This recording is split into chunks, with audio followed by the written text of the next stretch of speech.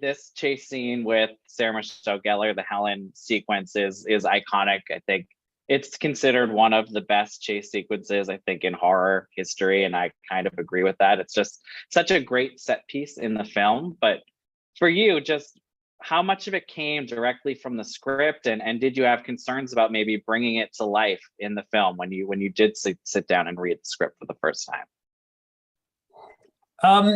No, in truth, and I think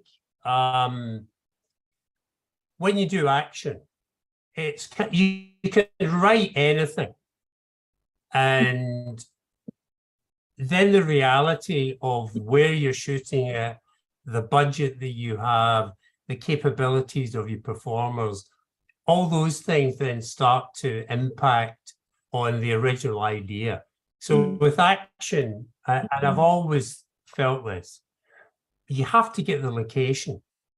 And yeah, you know the rough beats. And Kevin had written a chase sequence, and it was a bit like what the finished thing was, but it was also very different. Yeah. But, you know, the intention was the same. But there was so much that he had written that either I felt wasn't quite totally right for our movie, or it was physically impossible to achieve. There's a perfect example in the back of the car, in the very beginning of the sequence, when the car stops. Kevin had written a scene in which the fisherman gets into the car and he drives off, and they have a fight in the car and a car crash, but you never see the fisherman's face throughout this whole sequence. And I just said, dude, this is impossible to do, because, you know, the confines of that police car, for us to stage the action with the fisherman's hat and not see him, I said, he's just going to restrict the sequence so much that I just said, I'm not going to do that. We'll do something else. And Kevin, I think, then used the sequences Scream 2, I think. I was going to say, yeah, that's very similar to what we see there. And similarly, there's the beat. Yeah. So he sort of repurposed it quite correctly, because it was a really good scene. It just wasn't right for our circumstances. And the same was true of part of the sequence in the store. Kevin has written a beat where Sarah tries lots of different weapons when she goes through the department store. And again, to me, tonally, that wasn't right for what I wanted to do. It was a little more comedic. And I think that ended up in Scream 2 or 3 as well. And it works really well in that film. But it just wasn't going to be the thing that I wanted it to be. I wanted it to be not comedic at all at this point in the movie. And our movie wasn't Scream, and I didn't want it to be Scream. Yeah. But the location itself dictated so much of how we actually staged the piece, the store, everything that happened round about it. You know, we shot in 2 or 3 different locations to stitch the sequence together. But the store itself, I staged all of the action to what we had in that store. And one of the reasons I even chose the store was that it had this really old wooden hand-cranked elevator in the back of the store. And I just fell in love with it the minute I saw it. And I thought, we can use this in that sequence. So pretty much the whole sequence was built round about the fact that we had this really cool thing in the store. I know in the commentary you talked a little bit about even how that had its own set of problems, like the rope wasn't right, and Sarah, I think her hands got a little you know, and for Sarah, God bless her, she's the one who had to pull the damn thing, and it was, the fibers were like fiberglass. They just would go right into her hands. We coated her hands in a special sort of solution that meant it was a bit like a kind of rubber on her hands to protect them, but it still wasn't perfect. And that was having replaced the rope.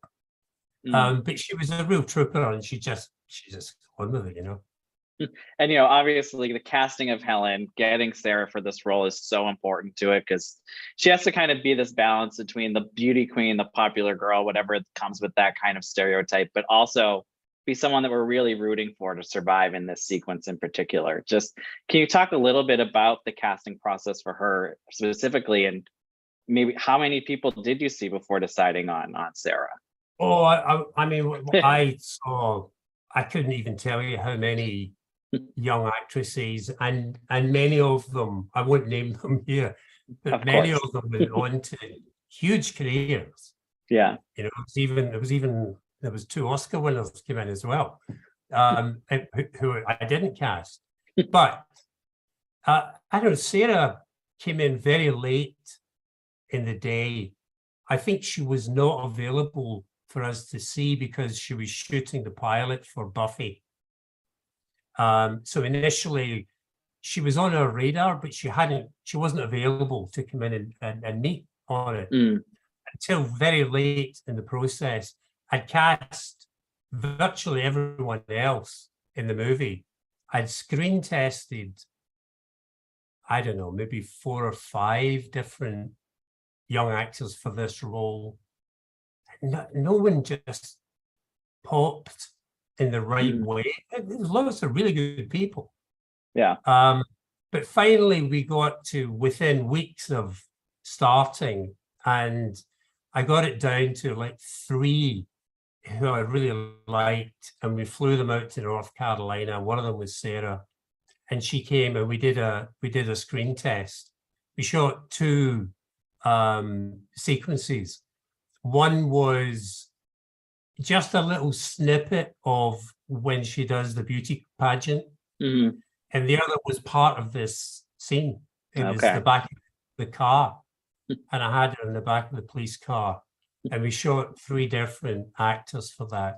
And to me, she wasn't my favorite going in of the 3. I thought I knew who it was going to be. As soon as she was on film, it was, there wasn't a question. It was her. She just came right off the screen, and I went back to the studio and said, she's not the one everyone's expecting, but it's got to be her. And thankfully they agreed, and she came in. But you're right, she brings such a warmth and a likability and a believability to who Helen is. And particularly in this sequence, she sells it. Yeah. She really does. Because she's just really game for doing everything that I asked of her in very cold conditions, in a flimsy little dress and all of that stuff. But she can scream too, and we needed that. So she's central to why the sequence works. Yeah, no, she is a scream queen, and we love her in this. And can you talk a little bit about what some of the challenges were for this sequence? I know on the commentary you talk about, Sarah having to deal with the heels, the hands, which we touched on, the rig for Elsa's body when she's getting dragged along, and just what I guess was maybe one of the more challenging aspects of this whole set piece. Well, the whole sequence was quite, it was a real jigsaw puzzle of pieces. Yeah. Just because of technical reasons, things like, the rigs for Bridget and all of that stuff was, but it's just filmmaking. There's always problem through these things. The locations, we shot in 2 different towns to get this together. So basically the sequence is in 3 sections. First section with the car in the alleyway was Southport in North Carolina. Then when she runs away from the car, we cut away to Love Hewitt at home. and I think Love's on the computer finding out a bit of information. And then we cut back and Sarah's running around a corner. And now I'm in Burgos. And we shoot the whole of that sequence in and around the store in Burgos up until she throws herself out the window and runs off. And as soon as she comes past camera, I cut back to Love Hewitt again. And she's in the theatre this time. And then when we come back, we pick up Sarah running down the alleyway. And that's now back in Southport. I was gonna say, it's the same alley, right? It's the exact same location that we did the first sequence in. Only now we dressed it with, you know, a big oil tanker and various trucks and built a little wall sequence that would match so that it looked when she turned. We had to redress it twice, actually, because when Sarah runs up and stops and there's fireworks that go above her, and there's a big, I think it's a big petrol truck there. Mhm. That's exactly the same space that we're about to see her turn into and run down. We got rid of all that stuff, redressed it again, so that the alleyway that is blocking is now revealed. And we have Sarah turn into that where all the tires are and the fisherman ultimately is. So there was lots piecing of it together.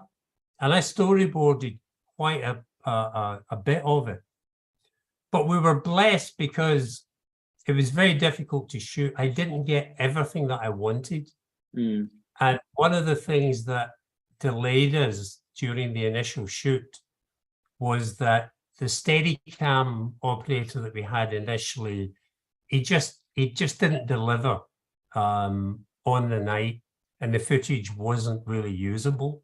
Ugh. So we hired Larry McConkie, who is famous for doing the tracking shot in Goodfellas with Scorsese. We flew him in from LA and we went back to Burgos and reshot all of the fishermen crossing the town square, Sarah crossing the town square. But also we went back inside and I picked up some shots that I didn't get for when the fisherman comes onto the top level, walks towards us. And at that stage, Gary Wisner, my production designer, had redressed it with a bunch of mannequins with all the plastic covering it, which we didn't have the first time we shot it. And it just transformed it. It made it so much spookier. So it was kind of a blessing. But it didn't work out because we got to go back and get it right. And that's such like a crucial moment, even in the trailers with the coming out of the plastic and all that. Yeah. And, you know, obviously when I watch this movie, I'm always rooting for her to survive, even knowing that that's not going to happen. But do you recall the reaction, like in the theater, the first time people saw it? How did people react to this death scene at the time? Oh, I think, well, I had the great pleasure of, on opening night, as I said earlier, we kind of toured all of the theatres in LA, the producers and I, and we went round and we started at like 11 a.m. in the morning. And trust me, nobody goes to the movies at 11 a.m. on a Friday morning. No. So it was told the story that there was no one there. But the whole day went on and we built and we built and we built until we got to Universal City Walk, and it was like the 10:30 or the 11 p.m. screening, and it was mobbed. And I sat in the front row, way over on the right, and I just watched the audience. And it was absolutely fantastic to see their reaction. It's a very different experience with a live audience than it is, you know, in a screening room with executives and producers, and you just really don't know. Even at our test screening, in test screenings, loads of people go to multiple test screenings. So they become almost like a professional audience. And when you put it in front of a real audience, you get for the very first time a real reaction. And there was two moments that really stood out.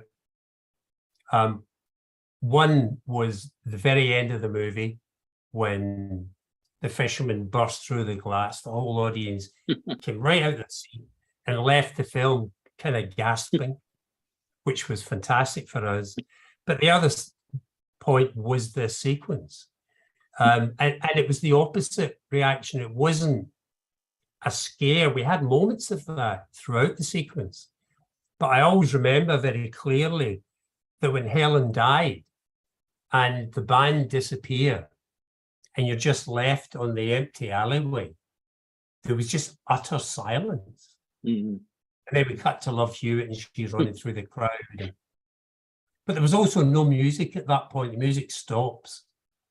And I think when we put this, when John Debney did the score, he was very, very smart in where he stopped the music as much as where the music came in. Yeah. There's 2 or 3 beats where there is no music. It's just silence and sound effects. And it really helps. And the very ending of it, I think is really powerful, partly for that reason. Plus, I don't think the audience believe we're going to kill her. Right? It's like she makes it so far, you're just like, she's going to make it.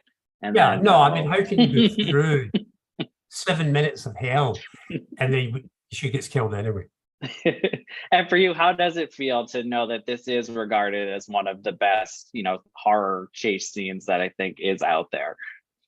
Oh, I mean, obviously, it's a huge, delight for me, and it's kind of humbling to know that after 25 years, the sequence still works. I mean, I watched for this interview, and I haven't watched it for a long time, and it does still work. Yeah, it's great. It really holds up. And again, as I said earlier, that's to a great extent down to Sarah, just because you want her to survive. You really do care about her through this whole sequence. She isn't just a body. She's a real person, a real character. So, when we lose her, it's so powerful. And it really helped the film massively because the audience now were completely captivated and believed that in that end sequence of the film, that anything could happen. And that's really important. It wasn't a case of, well, the hero's going to win and the hero's going to kill the bad guy and yada, yada. There was a real expectation that they just weren't sure how it would turn out. And this sequence had a huge part to play in that. Yeah. And, after rewatching it recently, I guess, is there anything else about filming this sequence that maybe did come back or you did want to share at this time before I did wrap things up? In terms of, sorry, could you repeat that? Oh, sorry, just like, was there anything that maybe your mind went back to while you were filming it that maybe you haven't talked about in a while, or you wanted to give you the opportunity to share anything else about this sequence while I have you? Well, I mean, not really, because the sequence is pretty much exactly as intended. Yeah. The great joy of that is that it actually works, because so often, trust me, you go out to shoot something and you get back in the cutting room and you put it together and it doesn't quite land. There are so many elements that have to work together. The cinematography has to be right. The music has to be right. The actors have to be right. Everything about it, the pacing of the scene is very critical. I remember when the film was released, there were a couple of reviewers who critiqued this sequence because I cut away from it. They felt we should have stayed with it. And in my opinion, they couldn't be more wrong. It was so important that we cut away. Yeah. But to be honest, there was also a couple of technical reasons for that. Those are the cuts from location to location. Right. So stitching them together is so much easier when you just have a cutaway to something else. But I also wanted the audience to be going, what's going to happen? What's going to happen? And then, what? And you watch Jennifer Love Hewitt for 20 seconds. It's seconds, yeah. 10 seconds. And then you come back and you're back in. And I think it really helped the tension. It didn't diminish it at all.